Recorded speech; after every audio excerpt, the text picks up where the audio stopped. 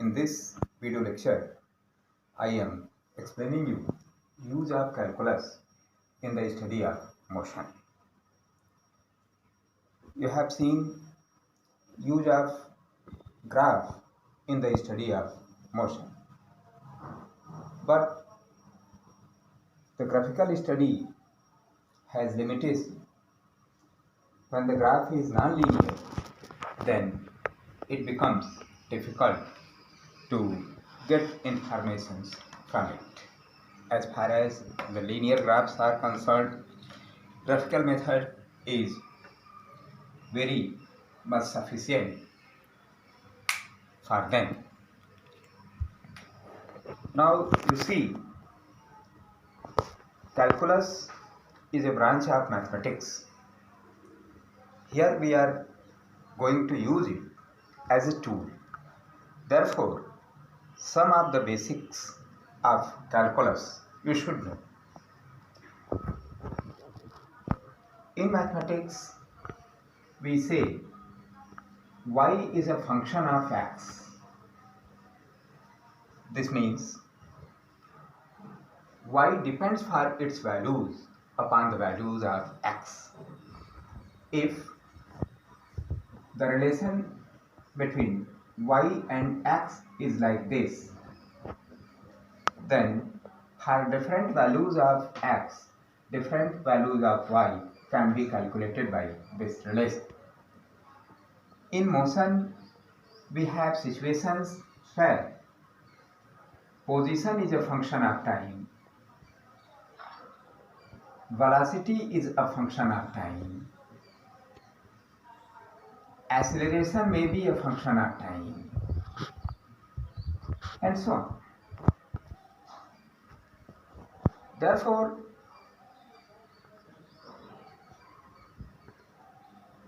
for getting the rate of change of dependent variable with respect to independent variable, in the cases of motion, x, v, a, that is position, velocity and acceleration are dependent variables and t is independent variable.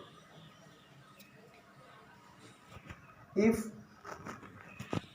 we want to write the rate of change of dependent variable with respect to independent variable, we write it as dx by dt. This is called rate of change of position with time, which is by definition velocity. Similarly, the rate of change of velocity with time is called acceleration. The rate of change of acceleration with time is also a meaningful quantity, but we don't give it any name. Here, d dt is an operator. This is called differentiation operator.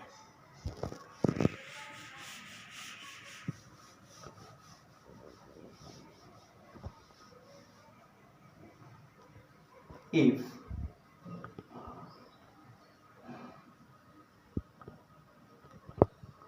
we want to write the rate of change of a constant, then t will change but this constant will not change. Therefore, the rate of change of constant will be 0. If a constant is multiplied with the variable, then while differentiating, the constant is taken out.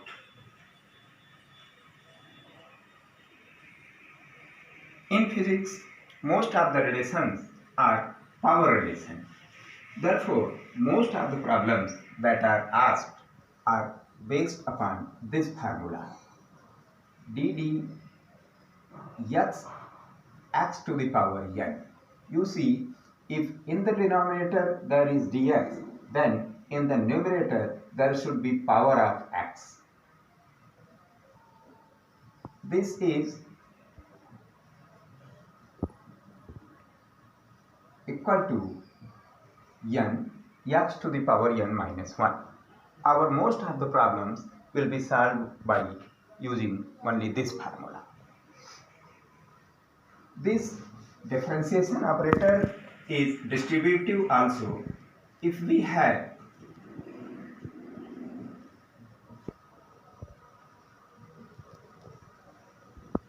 like this, then we have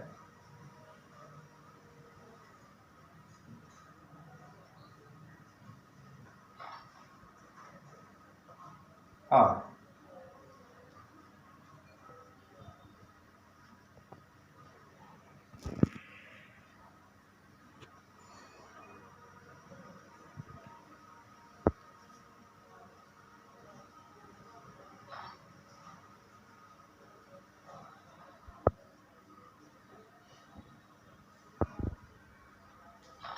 why I am retaining here dx by dt, because in the numerator we have x but in the denominator we have t. So dx dt is velocity, we can put it plus 6x into v. So here I am explaining how the differentiation is performed using this formula.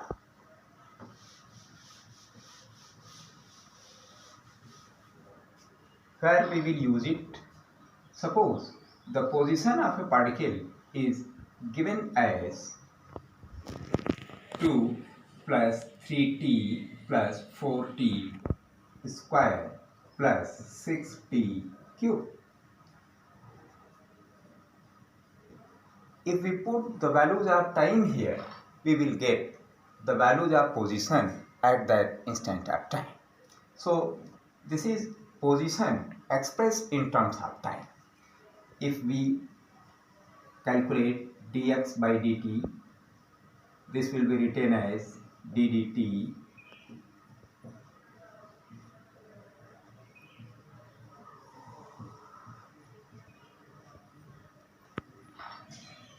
or ddt of 2 plus 3 ddt of t plus 4 ddt of t square plus 6 ddt of t cube. Now we will proceed according to formula. The differentiation of a constant is 0.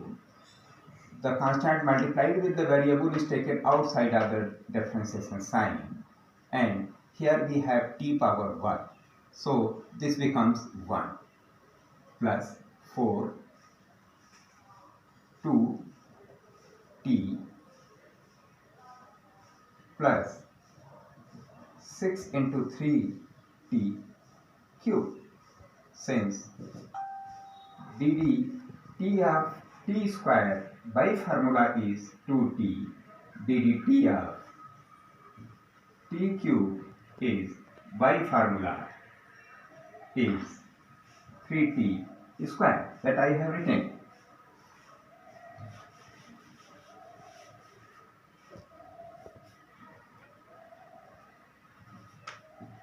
This is dx by dt. As dx dt is equal to velocity, therefore the velocity at any instant of time is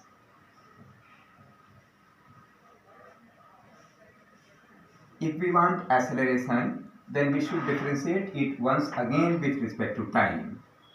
dv dt is equal to ddt of 3 plus 8 ddt of t plus 18 ddt of t square. Now according to formula, this term becomes 0. This is 8 plus 36 into t. The acceleration. Acceleration is not constant here. Acceleration is variable. So using calculus, we can discuss any type of motion. The differentiation is performed for getting the rate of change. Here position is expressed in terms of time, therefore I differentiated it once for getting velocity, velocity is now expressed in terms of time, therefore it is differentiated again to get the acceleration. If we differentiate it further, we will get the rate of change of acceleration also. But we don't give any name to the rate of change of acceleration. But if it is asked, it can be calculated. Here, if I get dA dt, this will be 0 plus 36. That is, the rate of change of acceleration is constant here.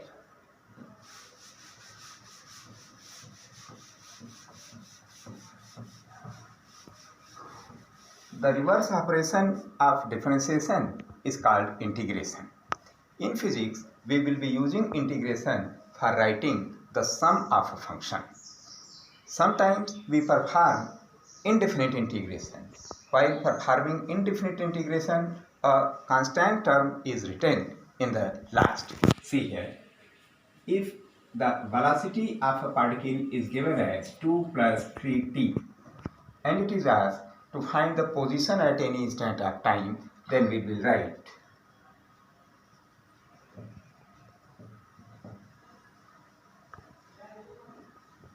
or dx equal to 2 dt plus 3t dt. Integration. See this formula, integral x to the power n dx is equal to x to the power n plus 1 upon n plus 1. Most of the time we will use only this formula. So integration dx to integration dt plus 3 integration t dt.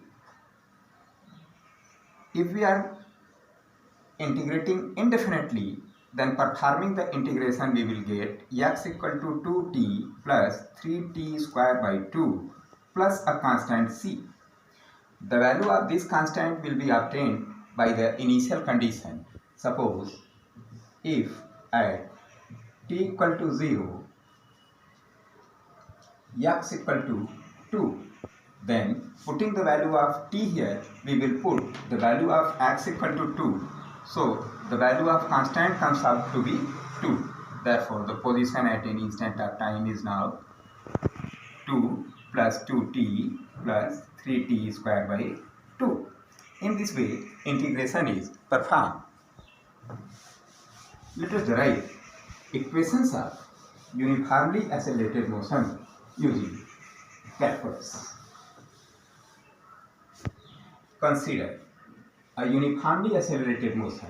Let at time t1 equal to 0, the velocity is u, and at time t2 equal to t, the velocity is v, and the constant acceleration is a. At time t1 the position is x1 and at time t2 the position is x2. Then for deriving v equal to u plus at, that is the relation between velocity and time, we will use the fact as the rate of change of position is equal to velocity, since the rate of change of velocity is equal to acceleration, or dv equal to a dt. Integrating both sides under proper limits. What are the limits here? Time changes from 0 to t and the velocity changes from u to v. These are the limits of integration. Performing the integration, we will get v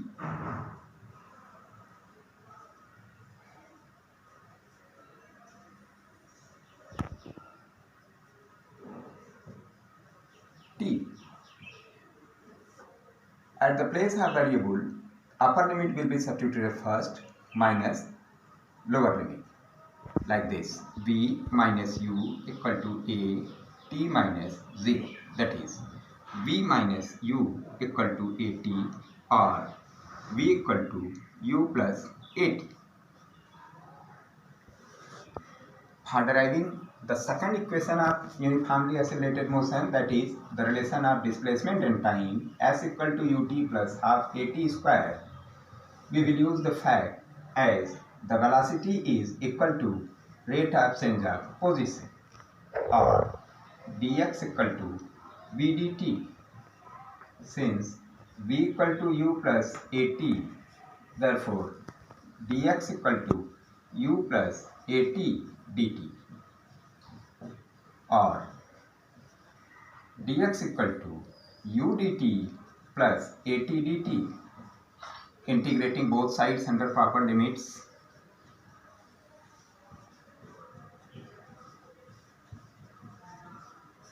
the limits for time are 0 to t and the limits for position are from initial position to final position.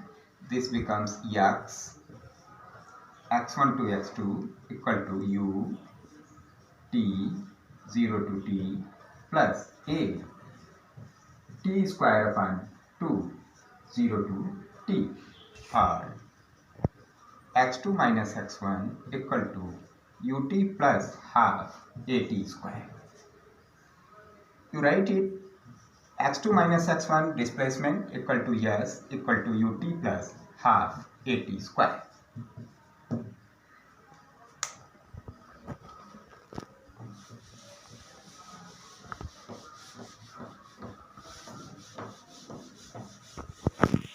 Now the third equation of motion, which is relation of displacement and acceleration, v square equal to u square plus 2as.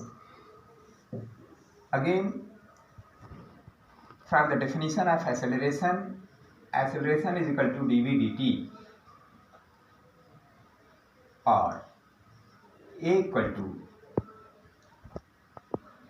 as in this equation time does not appear, therefore we should change it, dv by dx into dx by dt. Dx is increased in the denominator and the numerator also, therefore these are cancelled out. Dx dt has meaning v dv upon dx, or v dv is equal to a dx. Now integrating both sides under proper limits, integration v dv is equal to a dx. Limits x1 to x2 and the velocity changes from u to v, therefore this is v square upon 2 u to v equal to a x x1 to x2, or v square upon 2 minus u square upon 2 is equal to a x2 minus x1, or v square minus u square बराबर 2as, as x2 minus x1 is equal to yes, therefore v square equal to u square plus 2as.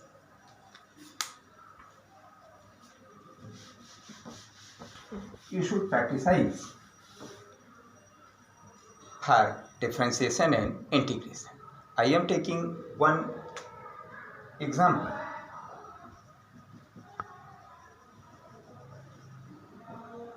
If v equal to 2 plus 3t, then find acceleration and position in terms of time.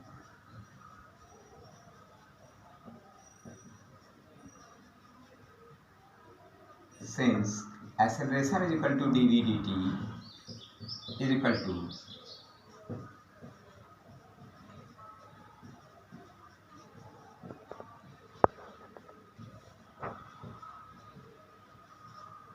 so acceleration is independent of time. This is constant here, meter per second square. If we want position, then as velocity is given, it will be written as dx by dt is equal to 2 plus 3t, or dx equal to 2 dt plus 3t dt. Integrating both sides under proper limits, dx equal to 2 integration dt plus 3 integration t dt. Here, as the limits are not known, therefore we are integrating indefinitely and getting x equal to 2t plus 3t square by 2, and the constant of integration will be written. If it is given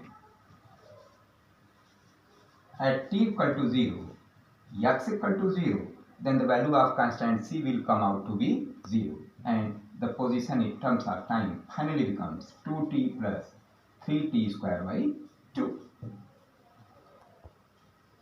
So you should be clear when you have to differentiate, when you have to integrate. See this. If position is given, then by differentiating it, you will get velocity.